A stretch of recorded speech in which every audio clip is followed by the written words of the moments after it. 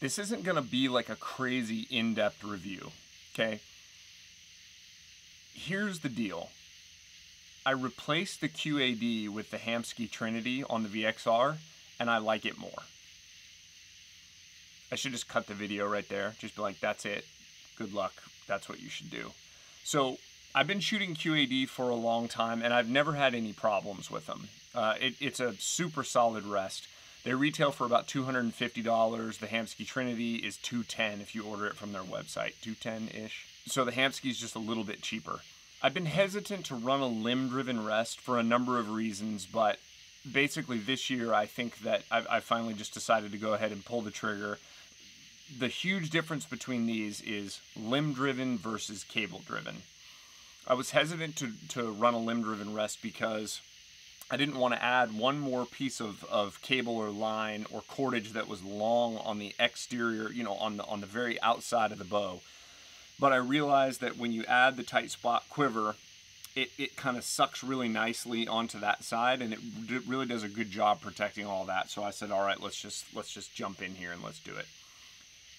There's two main reasons that I switched over to the Trinity for this year. So if I'm hiking with the bow with an arrow nocked, like I'm in elk or mule deer country and I'm ready to go, what I want to do is I want an arrow nocked. And the way I want to carry it is I want my hand on the grip and I want my finger over the top of the arrow. The QAD, in order for me to do that, the rest actually has to be down. The issue that I have with that is because it's not a true full containment. If I'm super jittery or I'm on a big angle and I go to draw, it is entirely possible that when I draw that bow, that arrow is not in the actual rest. That's happened to me plenty of times if I'm drawing, just doing target stuff, and the arrow just happens to kick off. The Trinity, if it's in that full containment system, it's making it up onto that lizard tongue. I guess it's like a big giant lizard tongue, maybe like a frog tongue, some sort of other amphibian.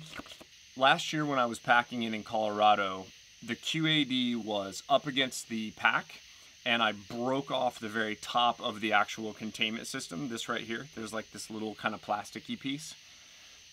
And with the Trinity, that's not gonna happen. Like, it's beefy, it's tough, it's a much thicker material. It would take a lot more of compression to actually break that off. The third, and this was slightly more minor, the QAD, you line the bottom of the rest with felt. And what I noticed was after you shoot it for a while, you get this kind of groove in the felt. And that groove kind of just progressively gets a little bit deeper, a little bit deeper, a little bit deeper.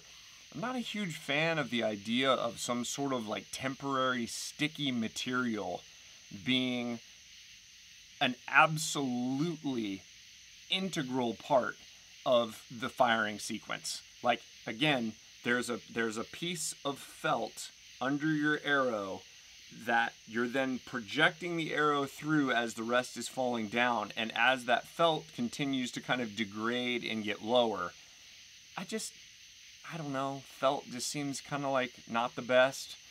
The rest that's on the Hamskea is kind of a harder plastic material, but it's really quiet when you're drawing. There's not a bunch of like clacking around.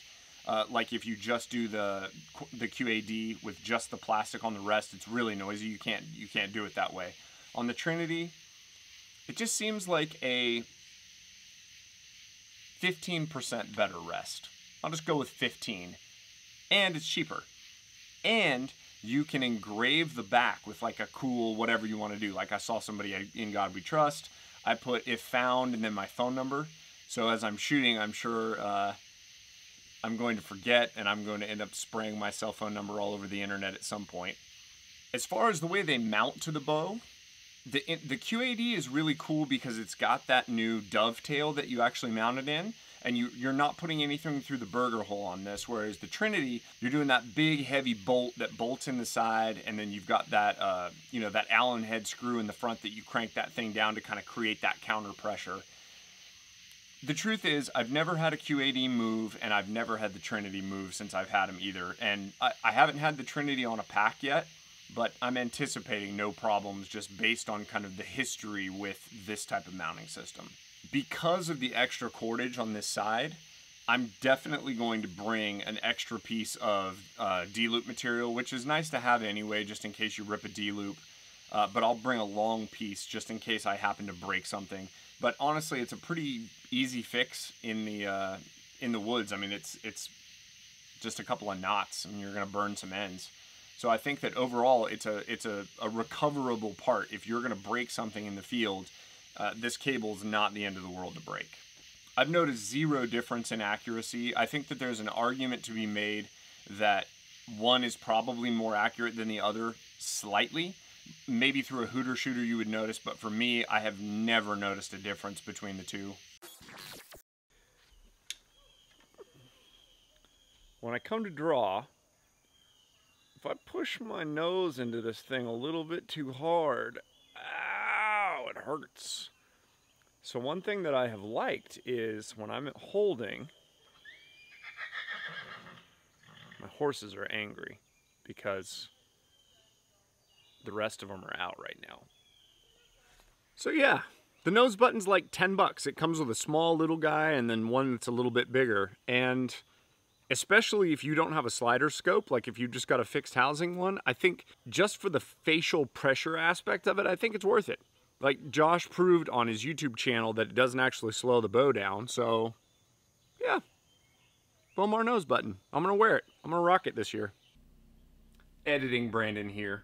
I realized that I didn't do the outro. So, in conclusion, you should spend $10 on the Bowmar nose button because it's $10 and I think it may help you, especially with the face pressure issue.